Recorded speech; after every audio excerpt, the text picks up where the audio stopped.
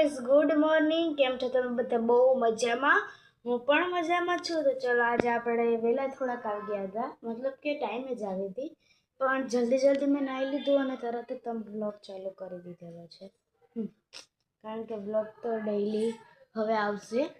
હજી હમણાં 2 દિન નહોતા એવા, એટલા માટે. કારણ કે હવે અમે બહાર ગયા હતા એટલે, અને મને એક દી બ્લોગ લેતા ભૂલાઈ જ ગયું હતું, સાવ ભૂલાઈ ગયું હતું. કારણ કે એટલી થાકી હતી, રવિવારે ગયા હતા અને કાલે અમે પરમ દિવસે આવ્યા ને તો રાતના એટલો થાકોડો લાગ્યો ને કે પછી હું બ્લોગ કરતા ભૂલી જ ગઈ હતી. એટલા માટે કાન પકડીને તમને પહેલાં સોરી કહેવા માગું છું.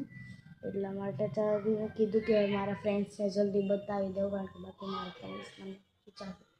એટલા જ આજે આપણે બનાવવાની છે મસ્ત મસ્ત કેળાની વેફર.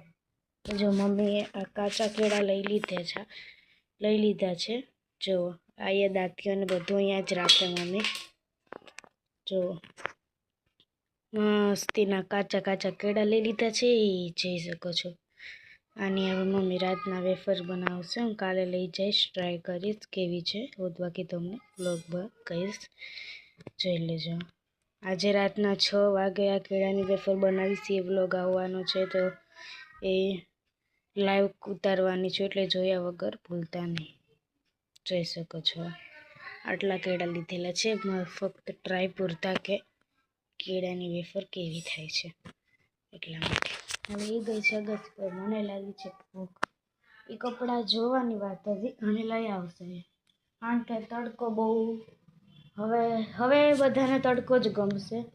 એટલા હવે બધાને તડકો ગમશે. પહેલાં બધાને ઓલું ગમતું, હવે બધાને તડકો ગમશે. કારણ કે ઉનાળો હતો ત્યારે કોઈને તડકો ન ગમતો, ત્યારે બધાને છાંયો ગમતો. અત્યારે હવે બધાને તડકો ગમશે અને હવે છાંયો કોઈને નહીં ગમે. ચોમાસું હોય તો બધી ગમાડવું જ પડે. ચોમાસામાં તમે શું કરો? ઠંડી લાગે એ વાત સાચી, પાણી પડે એ વાત સાચી, ઘરની બહાર ન નીકળી શકો એટલે આમ બોર થાય આપણે, કે જેથી કરી આપણે ઘરની બહાર જ ન નીકળી શકીએ.